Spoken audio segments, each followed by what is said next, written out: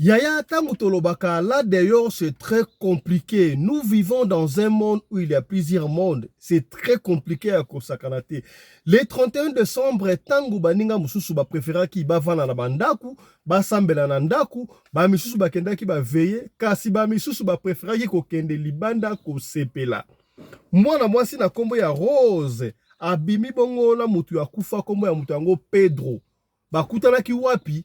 Bakutalaki na groupe live oyo ya TikTok. Makambu ya ba TikTok oyo. Makambu ya ba Facebook oyo. Tokoyoka kaka te aya likambu ya somo esalami bongo na Luanda. Yango liso tokobetela yo lelo awa.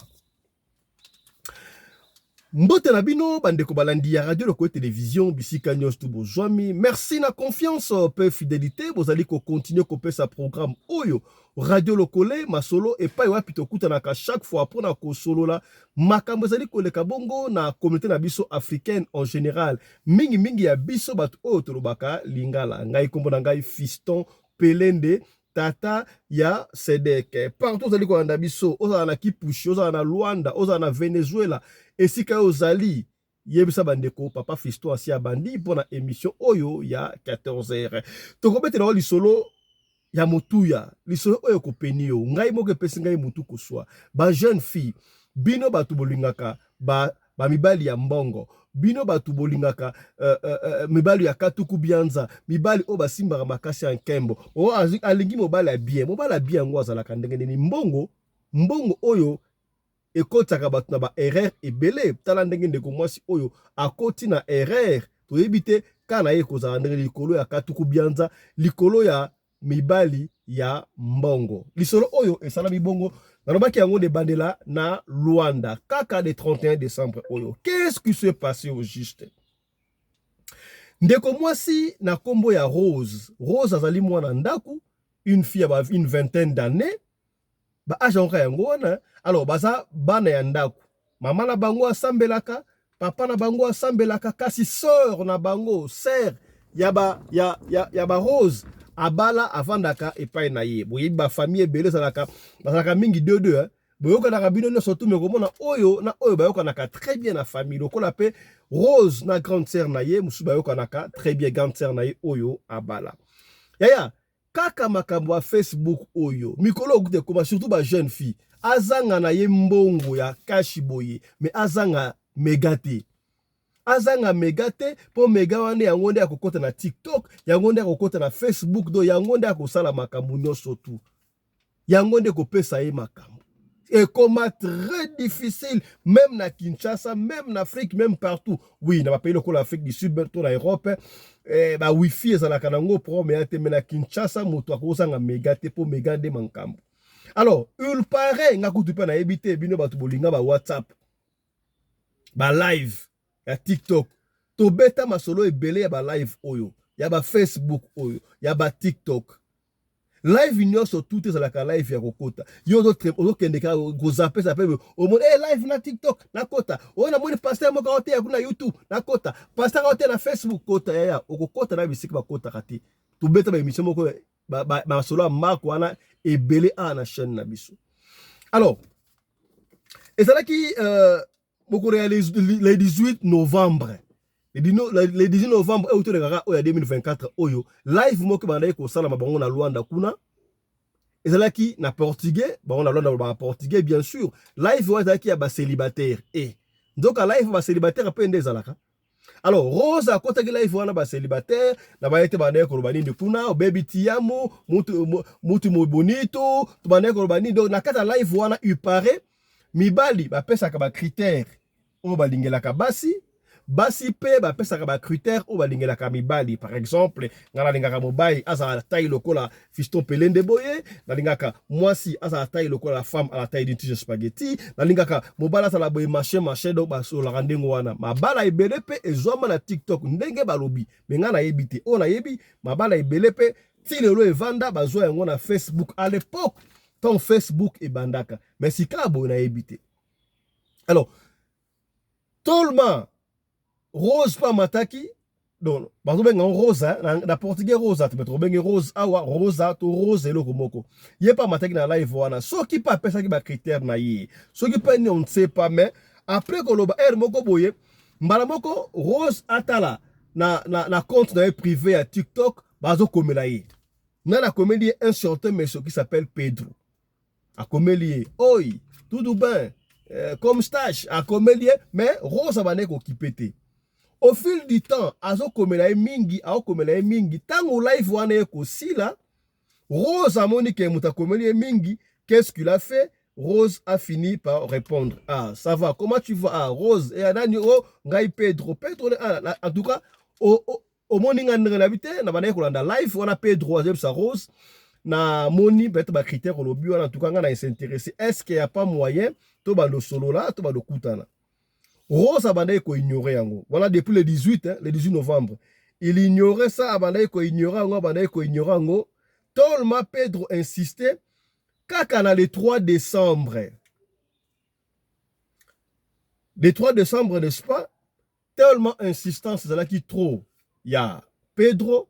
Alors, Rose P a commis qu'on s'intéressait. A commis qu'on s'intéressait, bah, on dit qu'on solo là, bah, on dit qu'on solo là. Tant que comment, bah, le 13 moko boye décembre, entre le 13 et le 20 moko boye, tellement comme qu'on solo là, affection peut commis entre Pedro na Rose. Nanu ba monanité yaya. Nanu ba monanité. Mais qu'est-ce que Pedro a fait? Pedro atindeli Rose mbongo. Mbongo wana ezalaki 1 million de kwacha. 1 million de kwacha balobi na valeur ya $1000. Wana Pedro atindeli Rose. Atindeli yango na moyenne ni bandeko ya Luanda bazali boko expliquer biso. Est-ce que moyen otindela mbongo babenga yango mutu cash express? Cash Express, OP Cash Express, batindeli la mutu Cash Express. Cash Express, on a batindeli yo, okokende kozwa mbongo, sans pour autant, osaela carte na yo. Atindeli 1 million de kwacha, donc $1000. Et comme sérieux, on a $1000, wana, et ça pour na, osoma blog, pour na fête na yo, na so machin, siko photo luka rendez-vous to kutana. Yaya, batindela mbongo $1000, mutu kutu bomono na te, bokuta na TikTok. Kaka les sur TikTok ba mibali belé ba saka ba aventurier ba basi belé ba saka ba aventurier kasi obosa di peke ba tu ba kufa ba tu esuyana ba yaka pe mingi na TikTok to na Facebook yo oye atina dit ça va moto brigado accueilli pe ona Rose accueilli pe tout le mec ba période ba festivité Rose accueilli na machine distributeur pour na zo benga ATM pour avoir mbongo alors tellement mulongo zalaki ba limita ki montant moko ya mbongo oyo ko bima montant wana to yebisa ye combien. Alors Rose a pu récupérer montant moko ya muke mususu etikali na mbongo Rose a retiré qui on n'a pas spécifié zayi combien mais Rose se permis ya recevoir téléphone mususu ya sika ya $200 a sombi ba bloka mike mais mbongo mususu etikali ki o ngara songo progressivement tango pa zu mbongo wana alors Rose baye koyokana akomi kola mwasi na mbaye na mona basolaka pe basolaka na WhatsApp et comme ti makambu ya face ya elongo na TikTok ba pesa ba numéro donc ba pesa ba compte à Facebook basololaka na Pedro chaque jour mwasi na ye Pedro a montu busy to remonte na kaka. Alors baye kotia date ya kokuta na le 31 décembre 2024 e wuti koleka oyaya mokiliana makambu. Il faut faire très attention à Ben Dakabino. À chaque fois, nous vivons dans un monde où il y a plusieurs mondes. Oyebite, nana wuti wapi, nana bimeli wapi. Salaka attention. Baya basi surtout. Bino batu bolinga mibali ya bien. Bino batu bolinga mibali ya nkembo ya. Oh bona makasa nkembo. Bo partager boyo kamakambo. Somo. Ba pesa ni rendez-vous le 31 décembre. Ba kutana na Pedro wana Rose. Na otugo sabino awa Rose asali mwana ya ndaku. Eya, keba mikolo ki Chelsea za nonga atego mwana na mwana te. Bana mingi ya ndaku baza ba supporter ya Chelsea koleka kutu paka juma. Est-ce kokomi? Otelanga ba j'aime ko? Telanga ba j'aime partager aux 2025 national ya tout ça là effort. Soki bosungi biso to komi ata 50 000 abonnés et que ça la biso plaisir. J'ai confiance na ebike na lisungi na bino to kokoma. Tout naka papa pembeni, mama pembeni, ya mwasi, ya mobile. Est-ce que s'abonne déjà na radio lokole? To s'abonne na radio lokole. La chaîne de votre référence epai wapi ba papa ya bwania bazalaka awa ba mama ya bwania ba ya bwania to kutelaka pona kosolola. Alors tolma Rose azali mwana ya ndaku le 31 décembre bango nyonso tu ba mesana ko kende veiller na papa na mama na ba ya nyonso tu. Alors moi musu ya kokima ezali te ke non bande ko ba ke veiller yo otika ndaku ndenge nini bande ko ba ke tanisa tongo na mbula sika na église balekisa yango na église otika na ndaku otika na te il faut to kende biso sur église. Alors Rose n'avait pas le choix na uté ko sabino awa ba famille ebele sa kanengo mona basalaka 2-2 mona ya oyo azaka pire na oyo sala mande moi c'est qui est normal. Alors pire ya oyo azaki pire Rose ya si abala ya saki bino ya ba Rose moko abala. Alors Rose ne pouvait qu'aller voir sa sœur pour comploter à ça tout à Koutana Pedro le 31 décembre. Imaginez-vous, kaka na téléphone, kaka na TikTok, tu vas dire qu'on na TikTok, tu es na WhatsApp, na Facebook, machin, à pesi $1000, 1 million de kwanza. Et bon, c'est au Koutani boy. Et vous allez n'enga nini. Et bon, on s'en fait salami. Et vous allez n'enga nini, c'est que obla mutambongo. C'est ainsi que Rose Akeipa ya expliqué ya attendez ali awa na peut-être na live ya TikTok tonton moko comment on a Pedro oyo abalo salanga ba cours console on a ko ba aventure par rapport à répondre to bandi ko sola ko la G atindelanga to bande bana le 18 novembre ti ay ko décembre awa ay ko tindelanga 1 million de kwanza. Il y a 1 million de kwanza, $1000, au pour la somme bachana, kena na bisa kutu mbona sungu téléphone oyo, ya yo peso ma 200 na kutu oyo, muke kutu sikana na bimisi ya ngote, sikana quelque chose na bimisi ya ngote, mais ayebi 50 kutu na siko le 31, mais le 31 bike to kenda ka veiller. Ya na bango ana pe aza chrétienne, assemble la kamana église oya bango te. Bango na famille ba na église musu ba chrétien, ya appelle ko la bala côté na ye, asape na église na ye oyo assemble la. Ya donc je ne peux rien. Est-ce que moi ezate le 31 on a la koloba ndaku na kena nga veiller na église ba yaya comme ça on kene veiller te na kena na kutana na Pedro. Rose balé cop na ya na ye. Ya pas ndimino pro mais atenga mo kutako ya ko sa mama machin conso. Le 31 décembre oyo.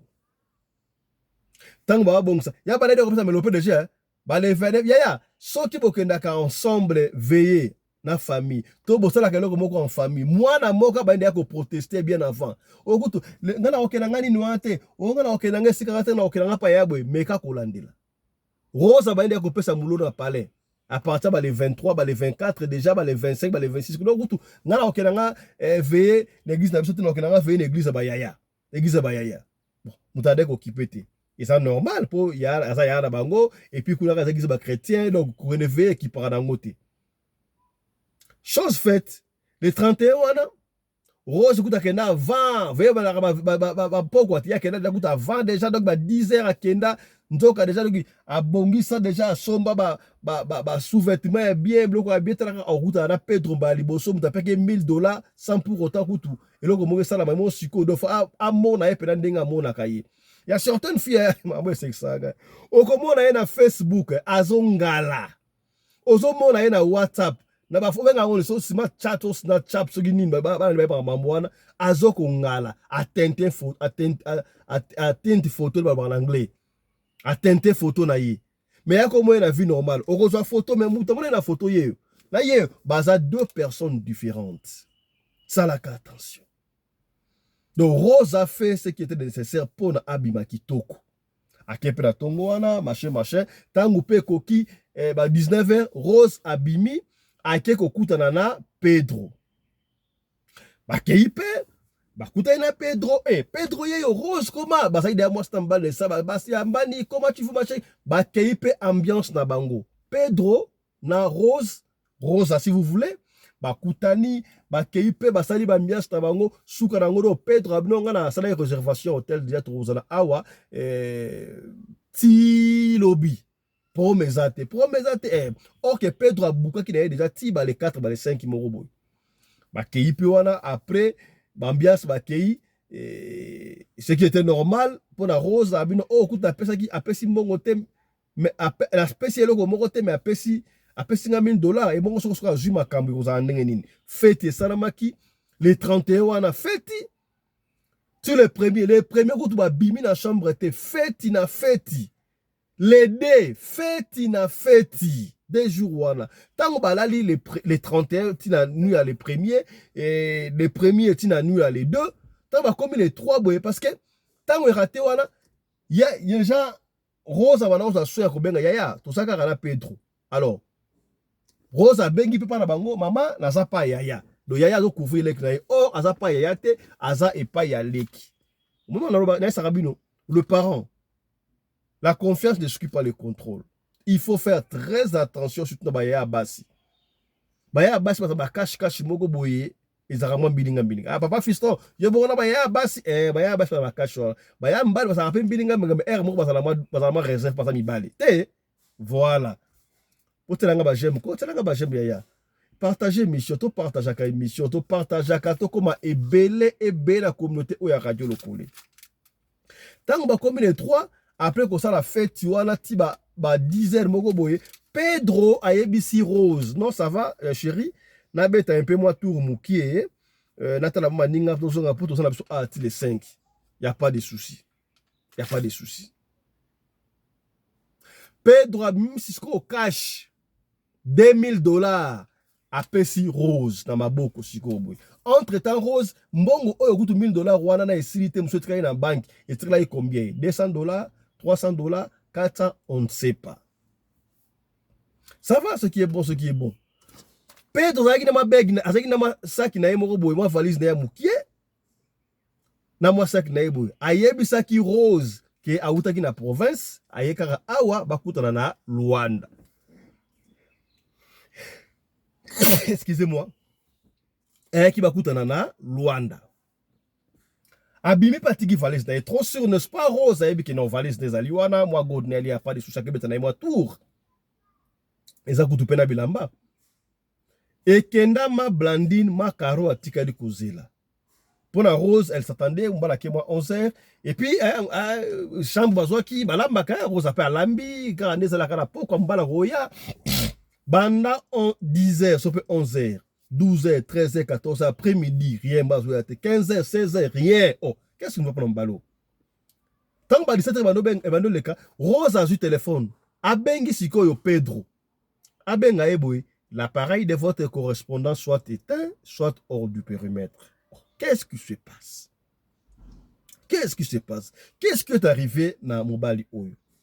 Moi, là, dans province, na Luanda, il paraît que na Luanda soko sur un téléphone nzela sala attention bako bendo téléphone bako yi bangodo mabe ko côté ça ndengo na Luanda ça ndengo na excusez-moi est-ce que Pedro oyo baboto le téléphone te et ça ndenge nini na ça ndenge nini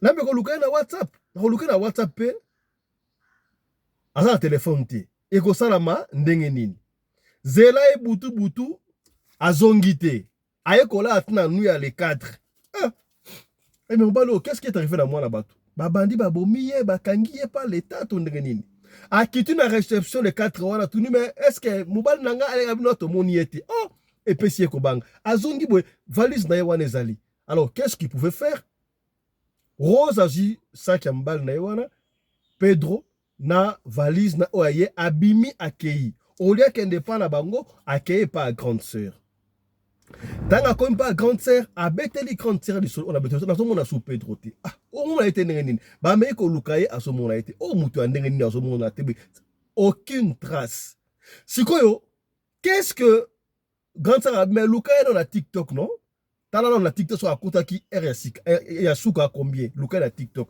na Facebook Rosa meka okota na Facebook boye compte wana ezate ezo existé. Excusez-moi. Rose, excusez-moi. On va essayer de soulever un peu. Voilà. Voilà, tout la monnaie est raté. Excusez-moi. Voilà. Rosa Mekakoluka Pedro na Facebook, compte à Facebook ezate. Alandi na TikTok esika ba mata. compte wana, ça n'existe pas. Bamega kobekta boye, oh, l'appareil de votre correspondant soit éteint, soit hors du permettre. Oh, ça c'est quoi ça?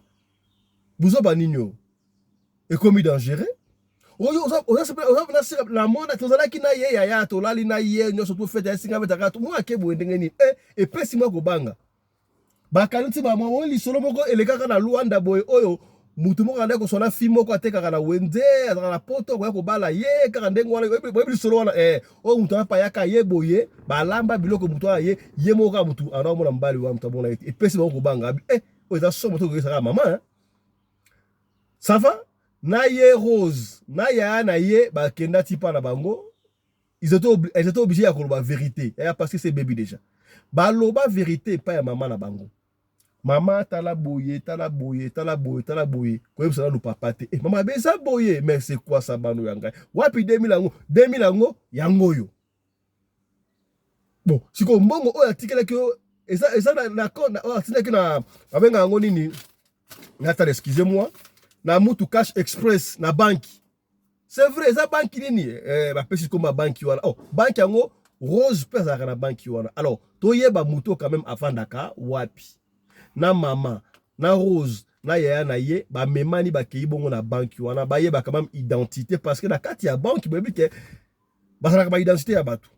Ba koti kuna, ba kei ba vérifier après si comme moni transfert mo salama ki pa combo Pedro machin Pedro nani atela ki Rose songolo pa batali oh mais transfert ni bin bolo ba na transfert salama te pesa ko beta combo wana ba mona ke combo wana Pedro machin akufa ça fait soit 3 soit 5 ans déjà donc Pedro wana ça ya kufa compte za okangama bino bozi kontango wapi. Olobinini, obino compte ozo ba Pedro oyo aza akufa déjà ya awa décès assez akufa. Oh. Et baby. Cheur de poule sili. Avant cela, kaka na ba octobre awa, ba octobre novembre année passée, maman ya ba Rose abanda kolota bienté.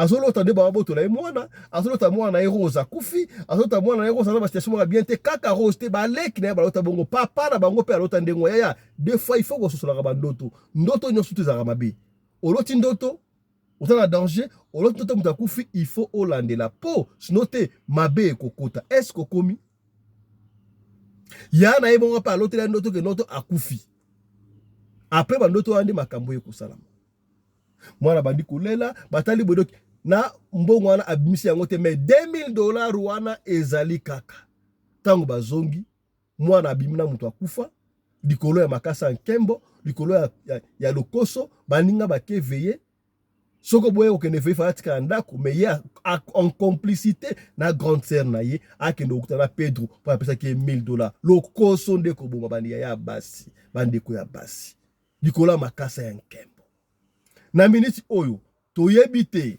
sort ya Rose ekozala ndenge nini. Est-ce que Rose akokufa? Est-ce que Rose akozala en vie to ndenge nini? 2000 o bapesi Rose wana 2000 wana ezali 2000 pona bakunda ye na yango to basala ndenge nini po toyoka masolo ya ndenge wana ebele. Ukutana muleko moko apesi yo mbongo ande yango ekosala ke bakunda yo. Alors ka oyo ya Rose ekozala ndenge nini? Tala kunseki, tala kumamba. Makambo elekenga mutu na ninga makambo ya boto solango na frère Johnny ya ba makambo no surtout tout ça analyse et ndenge to pesa conseil lecture ya frère Johnny na makambo oyo amoni yango ndenge nini. Frère Johnny, bonjour. Bonjour Ndekolanga Fisto Pelende. Bonjour tout le monde. Nakati ya sango na biso radio malam radio lokole. Nzambe na bomo ya mona biso. Apambola biso nyoso. Voilà, frère Johnny, Olandi di solo on a beti ya jeune sœur na biso Rose na Angola na Luanda na Pedro. Akutani na Pedro na nzela ya TikTok, ndeka to beti wana, ba pesa ni rendez-vous, Pedro akabelie 1 million de kwanza o balobisa na valeur ya $1000 ayebisi somba ko somba pour na ba festivité et puis asala yango asomba kutu téléphone asomba biloko ya bien mike bapesa rendez-vous le 31 décembre et 31 wana Rose akosi pa na bango akende veiller en complicité na ye akei bakute na Pedro balali pe balali le 31 le 1er le 2 le 3 ebisi non na beta ma tour banda Pedro akenda tilelo ils étaient obligés à la banque pas vérifier l'identité ya Pedro ba na banque ba esi bango mutu oya kufa ça fait trop 3 ans soki 5 ans donc Rose abimina mutu oya kufa $2000 apesa ki la cash bu ezali est-ce que Rose oyo akokufa akobika mbongo wa $2000 ekotika la mbongo ya solo ekokopa ba papier to ndenge nini lecture na yo sur bala basi oyo balingaka mingi bibali ya bien bibala makasa nkembo lokoso ekosuka ndenge nini analyse na yo pour la histoire au monde ndenge nini bon ndeko nanga Fiston Pelende na landi lisolo epesinga motema pasi. C'est pourquoi Nzambe apesha yo mayele ya kofungula radio o ifele bana basi balanda kango bayibaka baninga na bango na bakwe du monde mama kambozo komela bango ndenge nini enfin bayiba kozala protéger na mamakambo oyo ekokomela bango lokola la fois passée tolandaki fi moko oyo alobaki sire mbongo mobali moko boya ya magistrat je pense alukaki ye mais ye azalaki pressé te ya kolia mbongo na ye donc azalaki ya tolandaki il fallait bango balandaka bayebaka makambo ezolika na monde donc mobali moko boya akutani na yo lingi yo mbala moko mopeso ba $2000 oyebi ete place asalaka oyebi te place afandaka oyebi te mais omoni ka $2000 olengi osui soko sombi vina okoyeba ndenge nini soko sombi vina yo okoyeba ndenge nini po za no pe mutu osambelaka te donc ozaka mutu moko ozolukaka ba mibali po bapeso ba mbongo o réjouir okoma lokola baninga c'est comme ça donc eza pasi ndeko nanga les gens devaient se réveiller monde alelo eza un monde ancien te monde ancien ezalaki batu bayebaki pena nzambe te sata pe banda kosala na eka na bakatimichi azalaki kaka kobomba na bomana maintenant batu bayebi nzambe bakomi protéger na Seigneur alors sata pe a multiplié ba stratégie ya kozwa bao baza les plus faibles.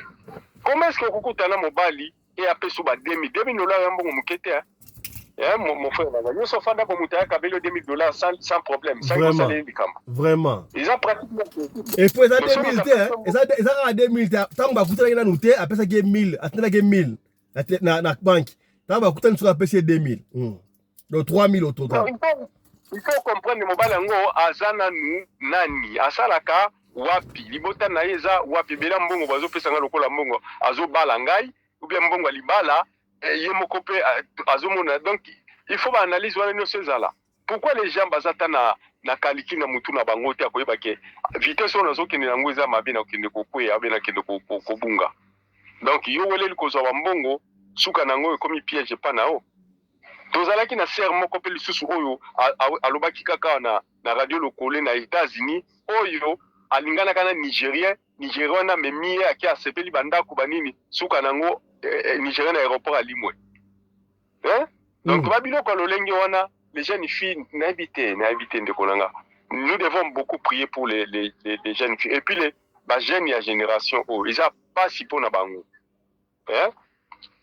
biso ba oyo totelemelaka bambongo ya ba défi les mode ba thelio ba prix nyonso wana ba telemisi biloko nyonso wana bilamba banini bazo la kiso ke awa soko lokolo oza muto tozo cha mutema ko bima les premiers donc ko kende na ba Belgique ticket aller-retour au na hôtel pendant 1 mois ba biloko mo ndingana mais quand j'ai regardé ba condition ba pesa kinga sire ko zoa eloko wana trophée wana ya mascarade j'avais automatiquement refusé. Et à ce temps-là, Nazaki Naba, je pense 17 ans. 17 à 18 ans. Voilà un peu. Mais tozaki biso ne sope na posa to le to régner. Bwana batana ba emenia ba tsiri na biso ba kester bazo régner ba papa me bazo régner donc bino nyonso bozo linga pe bozalaka bien lokola bango. Mais natala ki ba biloko na te quand même. Alors, ba jeune fille lelo oyo bazaka lokola batu moko baza emporté par le vent soki mo peut payer boyememi bango mo peut zongi boyememi bango ata bazomona na misu ke place oyo nazokende eza danger mais pour na etali ete lokwa mbongo eza wana il faut chaka mutu. C'est ça le problème. Donc est-ce que sikoyo Rose nenga aliwana na ebité, est-ce que elle va quitter ce monde bien Rosala, est-ce que 2000 wana ezapona parce que to beta lisolo pe ndengo wana mwana mwasi ezaka na pointe noire akutana na mobala pe ndengo wana mbongo apesa ki wana imbongo o ba utiliser ki pona funéral na ya a somala yo kutu robe voilà kitoko o ba kundaki na yango. Est-ce que et ça presque la même histoire yango ba kundela ngo Rose mabeko yato mbongo wane ko limwa te ko tikala to ndenge nini. Bon, to souhaité était akufa ali mwa bongo parce que aza mwana na moto, aza pina bandeko bayaya baleki baninga ba kolingate ali mwa lolenge ne puis aza mwana nzambi. Donc lokola nanu monguna asa préparer ki pona ye azwaye atike na na bomoy, il faut aluka nzambi, il faut aluka nzambe elo ka liposo ya ngwana. Mais normalement bambongo wana iyaka pamba te de kolanga frère Fisto Pelende. Mbongo wa deuxième monde baliaka ngo pamba te. Imaginez-vous, fi otozo lobanayi otozo sali émission pour na na France, soki na Belgique, mikolo. Fi wana azo ba bien ke mbongo oyo bazo pesa ye ya kofuta bana na ye, ce type la ba mibalo wana baza kozwa yango, o ba pesa ye mbongo ya mabe. Mbongo wana ta bango baza na songola ngote, balia kango kutu te. Bango bazo kango ka pona kosomba milimo bato. Akosomba ni lopango, akosomba ni eloko, azana ngwana kapo asomba milimu wa batu. Mais siko ya kopesa yo muto za kutu oyeba ta source nango to sana ngoni. Eja po basomba o. Alors, na yango lokola azo kabiso, ndenge za wana azo kabiso, aluka nzambe na ye na nzela ya solo et puis ayambola. Atika buzoba wana po soka landika babiloko wana ye moko ya bindinga osuka. Mbongo wana eza piège. Ali yango kutu tena phone wana asimba ne kutu ngote parce qu'ils a biloko moko et uti le monde des ténèbres. Donc mbongo wana sala na ngoni asa na mbongo wana apesa ngone église babwaka to basandeni. Bon, pona ngai église yango ko pesa e pa nani pasteur akozwa mbongo wana. Donc pour moi ezaka mbongo moko soit batumba yango babinka moto na nzambe moko aza na nguya ebele akoko tumba yango. Parce que les ambongo ya milimo, les ambongo ya normalité. L'argent, oh ils ont la milimo, c'est-à-dire qu'ils ont la milimo. Ata yo sali nenge nini. Tala, ndeko Fisto na biso likamo moko. Ebi batu nyonso oyo, omoni ndeko la biso to kufa nani Dakumuda. Omoni Dakumuda tanga bongwani ya komi chrétien. Seigneur la salaki tout alongola biloko nyonso oyo ya zwaki na monde de ténèbres na maboko na. Donc c'est-à-dire soko zwa kimbongo moko na ya monde des ténèbres bien moko ya monde des ténèbres bato basa mbeli o bakomi na nzambe na ndenge ya solo batiki déjà misala mabe o bazalaki na bambongo bango nyonso bakweya. Donc nzambe akobandelisa yo à zéro na compte na ye pour a remettre yo. Mais ceux qui ont utika na mbongo na wana na monde des ténèbres yo na tia nango mabonza o na kopesa ngo pasteur na pasteur akolia mbongo bongo seki il n'est pas aza pasteur te. Voilà. Mbongo moko oyo za mbongo sacrifice ya mbongo moko ya monde invisible. Tous les mbongo wana, tous les billets ya mbongo wana za esprit. Siko yo kozwango sana ngoni. Merci beaucoup. Merci beaucoup frère Johnny hein, intervention na yo. Merci ndeko nanga. Merci. Voilà bandeko boki intervention ya frère Johnny na linga qui a participé à l'intervention parce que ye alobaka mingi alobaka bien na makam oponza ba pesa ye grâce ya ko visiter makambo wana malamu comme c'est doit. Voilà lisolo na biso esalamaki na Luanda et pesi pasala nous fraîche situation ya Rose to jeu ngona nous tête to éviter soki ba pesi situation ya Rose to kozonga lisusu pota ko sabuno suite ya mama Rose ezali ndenge nini yo mututa la biso ya soki na lisolo ko pesa benga biso opesa lisolo na yo soki obengi biso ozwi biso te komi tungusa mate tikela biso odio lisolo na yo to kobeta yango kaka ndengo lingi to beta yango soko lingi totanga kombo tokotanga kombo soki po boyi totanga kombo te tokobeta yango kaka ndenge olingi to beta yango biso to fonctionnaka ndengo wana na bondeli bino ba papa ya bwanya ba mama ya bwanya to landaka pe bongo Parlement choc. Na parlement choc, de tolobaka makambu. O ezoko édifier batu. Parlement choc ezoko sunga mabala.